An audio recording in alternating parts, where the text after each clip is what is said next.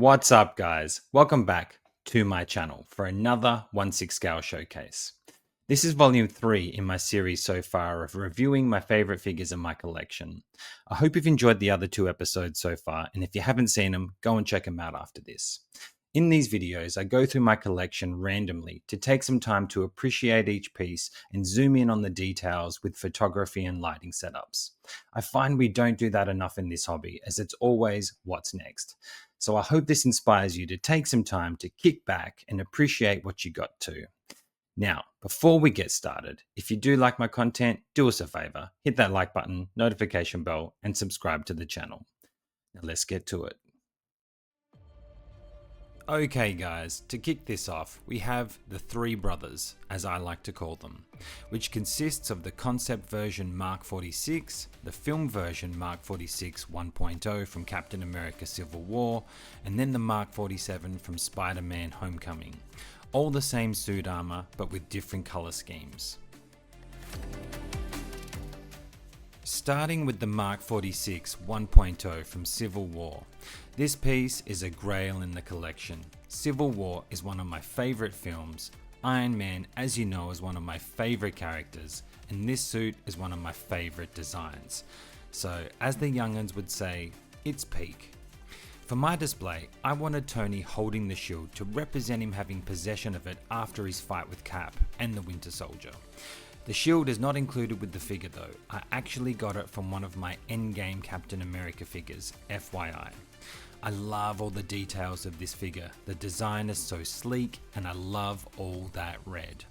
All the lights on the suit are awesome too, although a pain in the ass to light up. But the cherry on top being the 1.0, this guy comes with the battle damaged chest plate and the Tony Stark head sculpt with the bruised eye, making him unique and different from the 2.0. It looks fantastic and represents a key moment from the film for both Cap and Tony's journey. I don't see myself using the clean one at all at this point.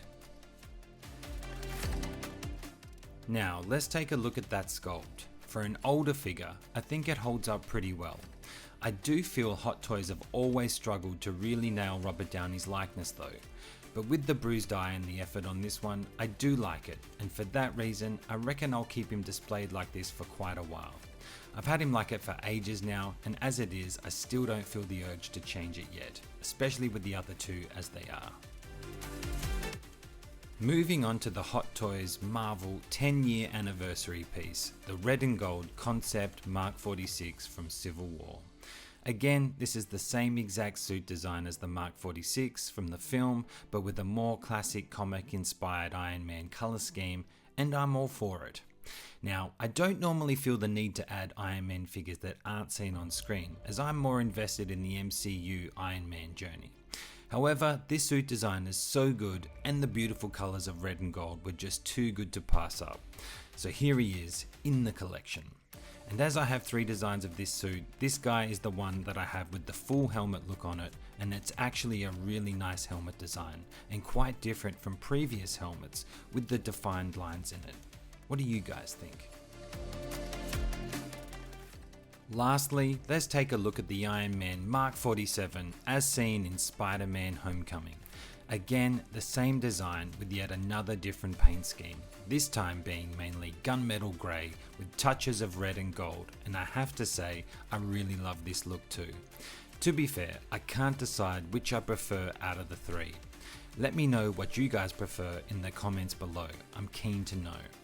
As for the figure and the pose, I have him hovering using the flame effects that this one comes with on the Mark 46 1.0 base, which for me stays displayed in my Spider-Man shelf along with the other Homecoming figures. The other cool and different thing this guy comes with is the open face empty helmet, which is the only Iron Man figure to do so, making him unique. I love this look, and it relates to the film when Tony picked up Peter and gave him a talking to from afar. I love the MCU's introduction to their Peter Parker, and I love that they continued the mentor relationship with Peter and Tony. This is literally how I've had these 2 figures posed together in my Homecoming display for the longest time, and I don't see myself changing it anytime soon.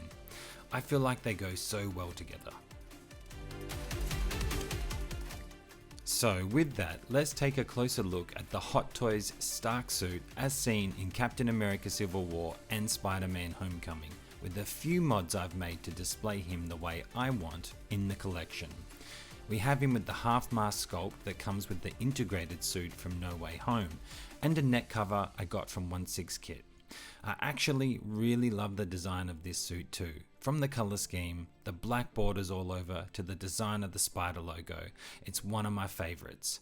So much so, I also have the quarter scale version of this guy, which is also amazing in person. Okay, now let's take a closer look at the half-mast head sculpt and neck cover. Firstly, if you have the older Tom Holland figures and you want to use a head sculpt, these neck covers really help make it look better and more realistic in my opinion. As for the reason why I chose to use this sculpt on this figure, I decided because he does look younger with this than the newer sculpt that comes with the red and blue final swing suit. I feel it represents the younger him better and not the actual figure that it comes with from No Way Home. As is, it also sells the mood and display I have him set up in when paired with the Mark 47 better. Next up, let's take a look at Hot Toys Sam Wilson, our new Captain America, as seen in the series Falcon and the Winter Soldier on Disney+. I like Anthony Mackie and I've enjoyed his journey to become the captain, especially in the series when he struggled with the burden of taking on the mantle after Steve left it to him. I think it was a logical and well thought out arc for him, also another reason for why he is deserving of the mantle in my opinion. This pose is one representing that struggle and the thought he went through contemplating whether he was the right choice to have the shield.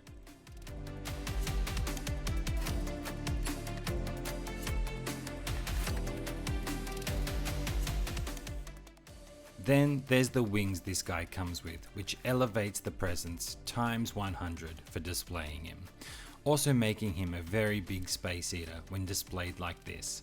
To be fair though, not displaying him with the wings on and the red wing with him is kind of a disservice because it's just epic.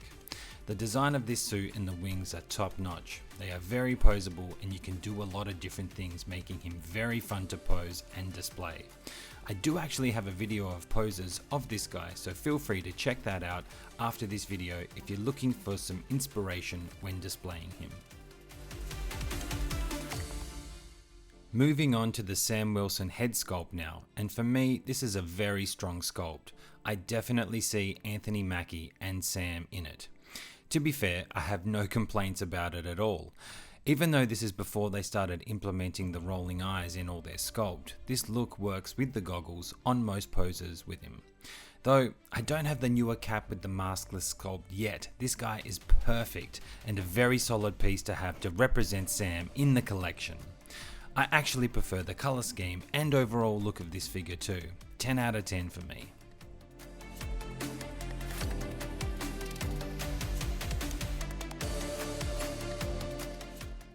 Next up, we have the Hot Toys Doctor Strange from the film Multiverse of Madness, posed up on the Thunder Toys gargoyle base, along with a newly kit-bashed Strange wearing a tux by Topo Studios, to make use of that extra third eye head sculpt he comes with. Taking a look at the kit-bashed Strange first, it's not film accurate or anything like that, but I wanted to make use of that third eye sculpt, so here we are. The suit and body is by Topo Studios and it's okay, a bit clunky to pose and does have weak ankles, but it does the job. I'm using Strange's hands to sell the look along with the sling ring and the dark hold that he comes with, as that's a cool accessory. The book actually opens up and you can look at the pages too, very cool. Okay, let's take a look at this head sculpt. I'm glad Hot Toys made a second sculpt. To be fair, I wish most figures came with extra sculpts. I prefer that over accessories, especially if they give you different expressions. Now, I've seen people comment negatively on this one in particular about the third eye. Even some of the pictures I've posted of it. I don't get it. I think it looks really great. It also has a different hairstyle to the other one, making it even more unique. I don't know, what do you guys think? I like this, hence why I went through the trouble and effort to kit bash it for a figure. Moving on to the Strange figure itself now. As mentioned before, I have him posed up along with this Thunder Toys base that originally comes with a Spider-Man figure that they released. The reason for that is I couldn't find the base he comes with, which is just a boring generic one anyway. And for this pose, I'm using the 2 accessory dragon-like magic pieces he uses in the film, which are awesome.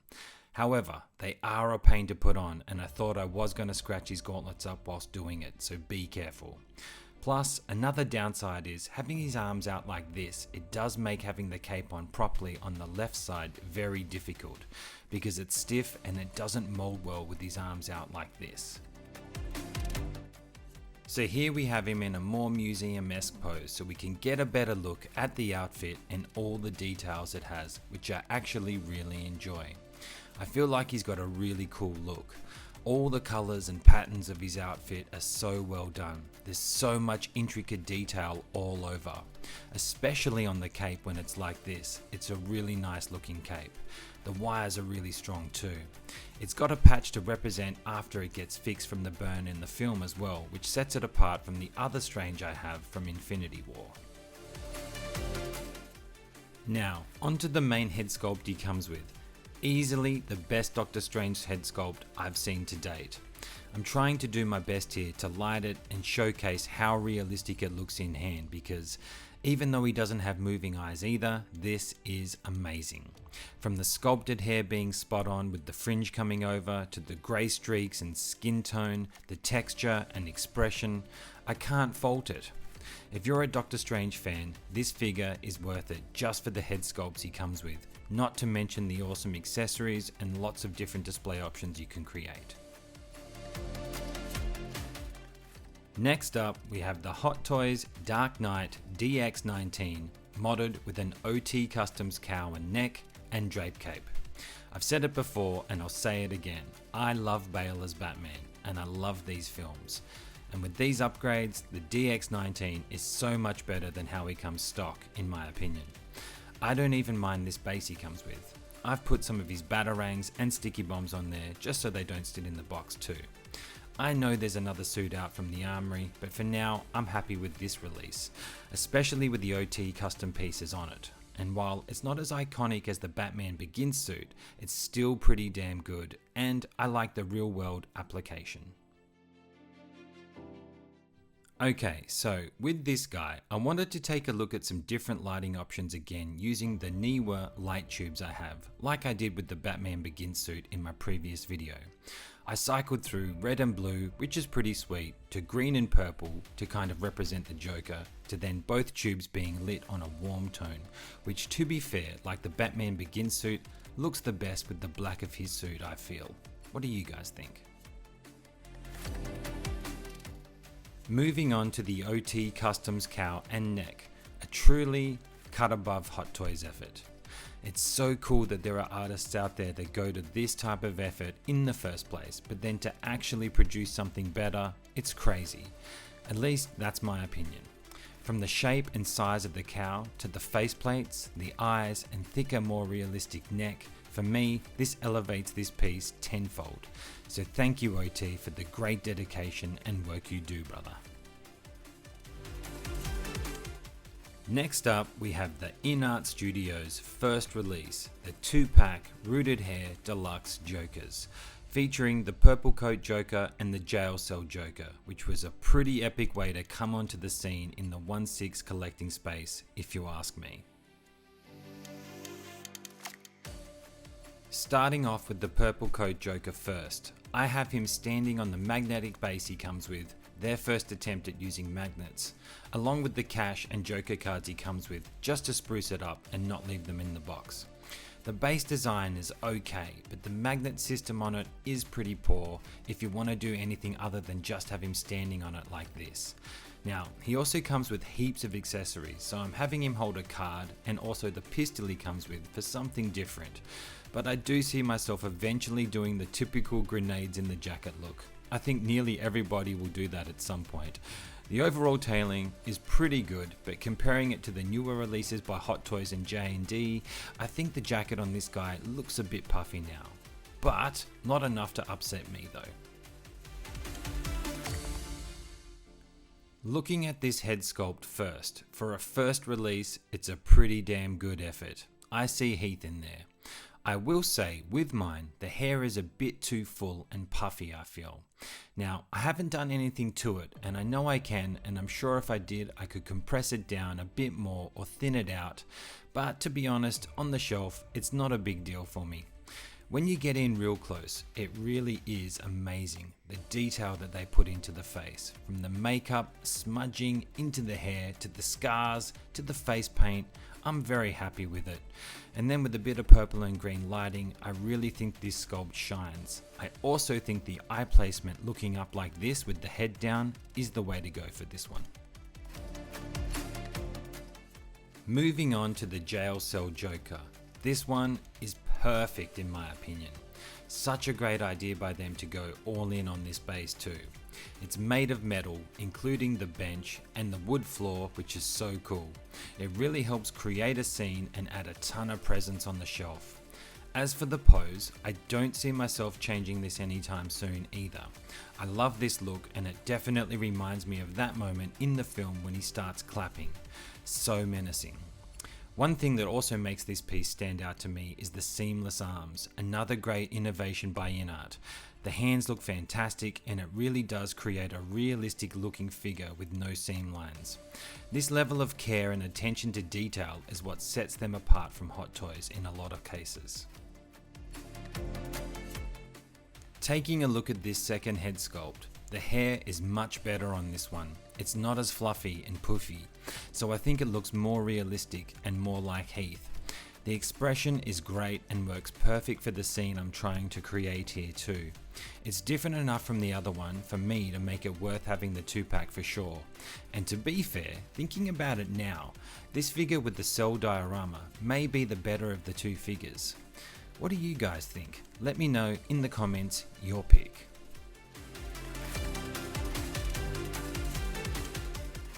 Now, lastly, we move on to Hot Toys Big Bad Bane 2.0 from The Dark Knight Rises, played fantastically by Tom Hardy. He was truly imposing in this film. I still remember watching it in the cinema for the first time and thinking, damn, he's about to kick Batman's ass. Looking at the base he comes with first, I do like this one. It's big, but not too much of a space eater in regard to footprint. I'm sure there's plenty of things people will have complained about with it, but for me, it's a good addition and I'll be using it on the shelf.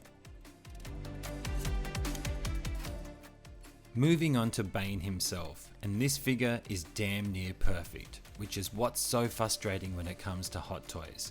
Everything is really well done, from the base to the accessories. Then you've got the silicone body they've created, which looks phenomenal if it weren't for that damn seam gap between the wrist on the hand on the left arm. Now, for these shots, I've edited out the gap to show the realism of this figure if that were not there. I prefer to see him like this in my photography, but it's such a shame for the figure on the shelf. You can pose it away and hide it, or put the jacket on to hide it, but I don't want to cover up this amazing silicone body. Everything else about this figure is so good, 10 out of 10 for me. Even his back scars, the detail is perfect. And in fact, I actually love seeing this pose from behind with him holding the mask as well. Bane is a beast, and this figure is definitely a must-have if you're a Bane or Dark Knight fan. Okay, so let's take a closer look at this 2.0 Bane head sculpt. I have his eyes posed to be looking up, which is one of my favourite ways to create an intense look. I feel it works best when you have the character's head pointing down, with their chin going towards their chest. This creates an imposing, intense look for the character and definitely adds more life to a figure than a straightforward eye position. And so, for a character with a mask like this, it really does bring it to life. Hot Toys nailed this sculpt in my opinion, and looking at him on the shelf like this, it brings all those memories of how good Bane was in the film flooding back. Super happy to have this guy in the collection. Again, just like with Batman and Joker, I wanted to take a look at some different lighting setups to see how it interacts with the figure, especially the skin tone of the silicone body. I played around with the 2 cool lights like normal, then 2 warm lights, to aqua and pink, purple and pink, and then blue and red. I think they all look pretty good, but again, I think the warm light or the cool light works best for me. Then, to finish up the video, I put all three of these guys together, two of Batman's main villains from The Dark Knight and The Dark Knight Rises. I will be looking forward to adding Scarecrow when he comes out, and hopefully a Two-Face. Probably a new one, when no doubt someone does a new one. But as is, these three guys look great together, and are great representations of the characters from the films. The Dark Knight always has rewatchability, and I always find myself drawn into these performances when I watch these films again. And that's it, guys and girls. I hope you've enjoyed this video and got some inspiration for your own displays. Stay tuned for Volume 4 coming soon, and possibly a new room tour. I thank you all for tuning in, and if you haven't already done so, do us a favor, would ya? Hit that like button, notification bell, and subscribe to the channel. But for now, until next time, I'm out.